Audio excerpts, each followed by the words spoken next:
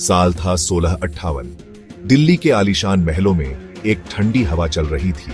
बादशाह शाहजहां बीमार थे, उनकी जान पर बनाई थी, लेकिन हवा में गम नहीं था, थी तो बस महत्वाकांक्षा। शाहजहां के बेटे तख्त-ए-ताउस के लालच में अंधे होकर एक दूसरे के खिलाफ हो गए। सबसे छोटा बेटा औरंगजेब, जो रणनीति और छल कपट में माहिर था, जीत गया, लेकिन उसके हाथ अपने ही भाइयों के खून से रंगे थे। औरंगजेब छठा मुगल बादशाह विवादों में घिरा हुआ है, एक ऐसा राजा जिससे लोग प्रभावित भी होते हैं और जिससे नफरत भी करते हैं।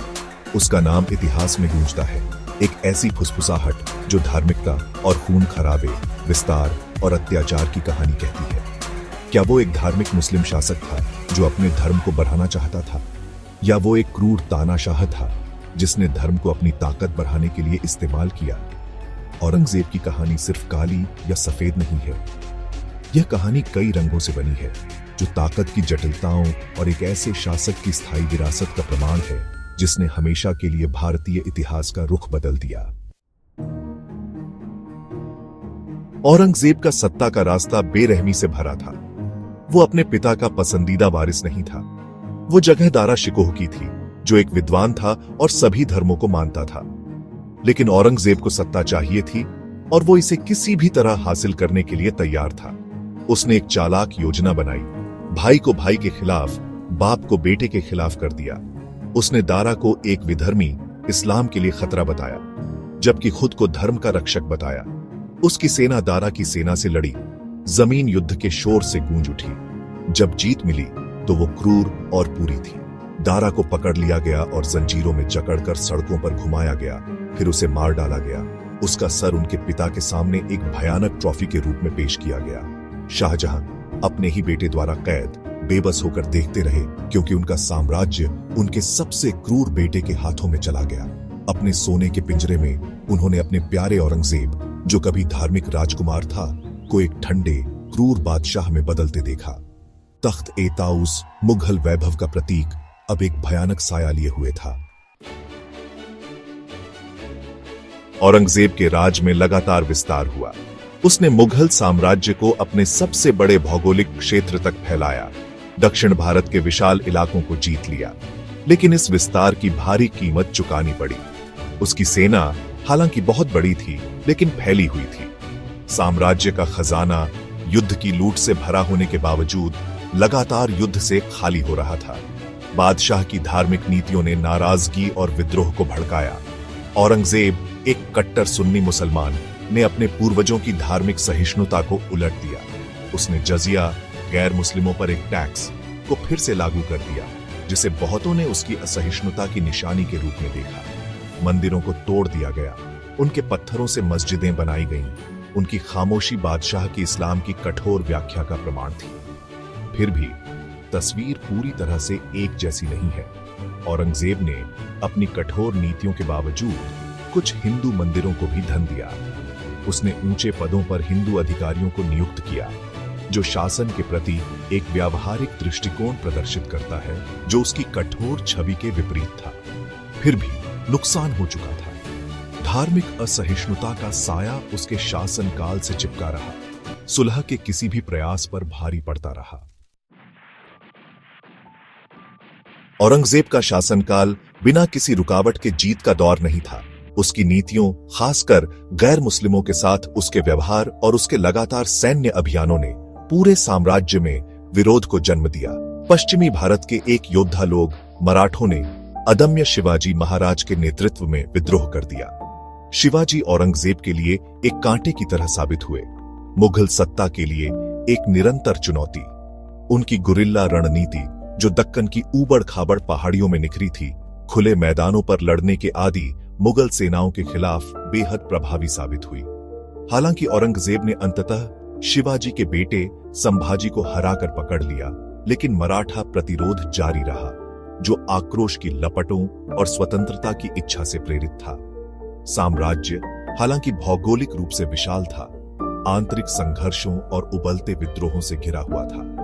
औरंगजेब की नीतियां, जिनका उद्देश्य उसकी शक्ति को मजबूत करना था, अंततः असंतोष के बीज बो गईं, जो आने वाली सदियों में मुगल पतन में योगदान देंगी। भाग 5 लोहे का शासक और उसकी प्रजा। कठोर बादशाह। लोहे के मुट्ठी से राज करने वाले विजेता के मुखौटे के पीछे एक जटिल व्यक्तित्व छिपा था। औरंगजेब गहरी धार्मिक आस्था वाला व्यक्ति, इस्लामी कानून का विद्वान और एक कुशल सुलेखक था। वह एक साधारण जीवन जीता था, अपने पूर्वजों द्वारा पसंद किए जाने वाले धन के भव्य प्रदर्शन से बचता था। वह एक समर्पित पिता था, फिर भी उसने अपने ही बेटे राजकुमार अकबर को उसके खिलाफ विद्रोह करने के लिए कैद कर लिया था। वह कला का संरक्षक था, फिर भी उसने दरबार में संगीत पर प्रतिबंध लगा दिया, यह मानते हुए कि यह तुच्छ है। औरंगजेब विरोधाभासों का व्यक्ति था।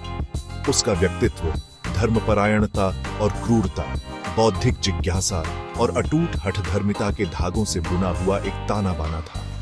उसकी प्रजा उसे भय और विस्मय के मिश्रण से देखती। वे उसकी धर्मपरायणता, उसकी अटूट आस्था के प्रति समर्पण के बारे में फुसफुसाते थे। उन्होंने उसके कठोर न्याय, उसकी अवज्ञा करने वालों के लिए उसकी अडिग सजा के बारे में बात की। औरंगजेब ऐसा शासक नहीं था जो प्रेम को प्रेरित करे, लेकिन उसने सम्मान प्राप्त किया।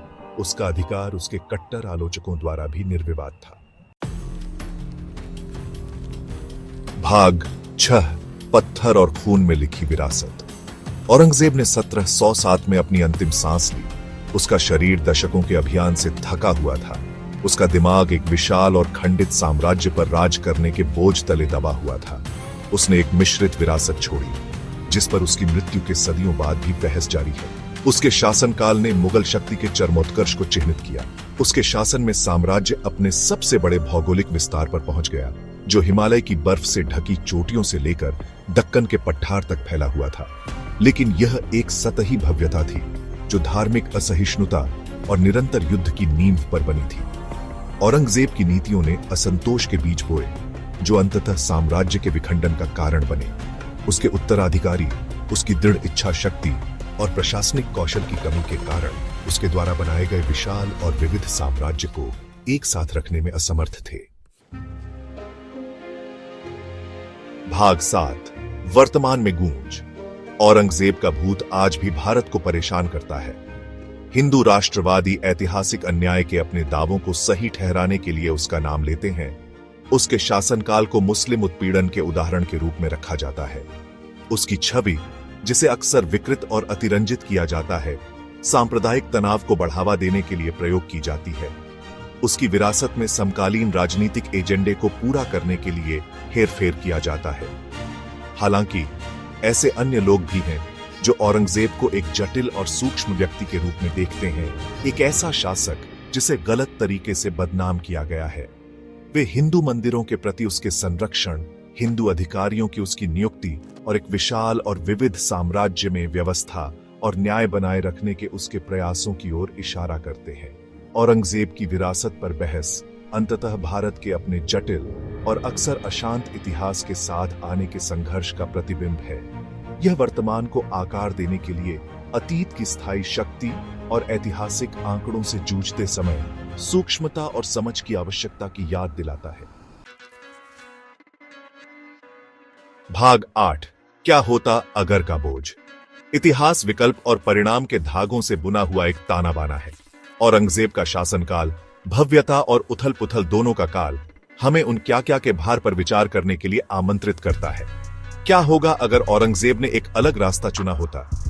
क्या होता अगर उसने इस्लाम की अपनी सख्त व्याख्या को लागू करने के बजाय अपने परदादा अकबर की धार्मिक सहिष्णुता को अपनाया होता?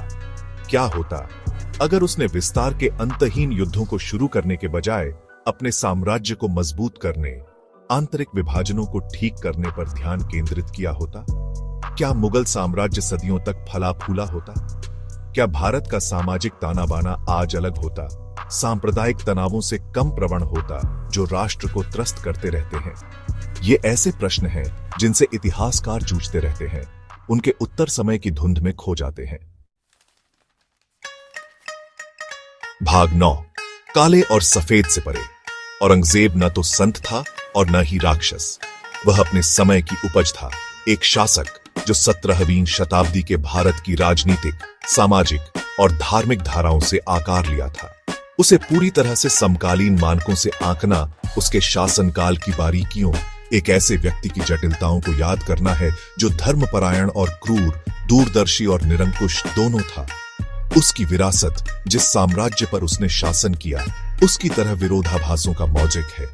वह एक ऐसा शासक था जिसने मुगल साम्राज्य का अपने सबसे बड़े स्तर तक विस्तार किया, फिर भी इसके पतन के बीज बोए। वह एक धर्मनिष्ठ मुसलमान था जिसने इस्लामी कानून लागू किया, फिर भी हिंदुओं को उच्च पद पर नियुक्त किया। औरंगजेब अपने समय का व्यक्ति था, लेकिन उसकी कहानी इतिहास की सीमाओं को पार करती है। यह एक अनुस्मारक है कि अतीत शायद ही कभी सरल होता है, कि ऐतिहासिक व्यक्ति जटिल व्यक्ति थे जो असंख्य प्रेरणाओं से प्रेरित थे। यह इतिहास को सूक्ष्मता से देखने, नायक और खलनायक के सरलीकृत लेबल से परे देखने और अतीत के गंदे, जटिल ताने बाने को अपनाने का आह्वान है।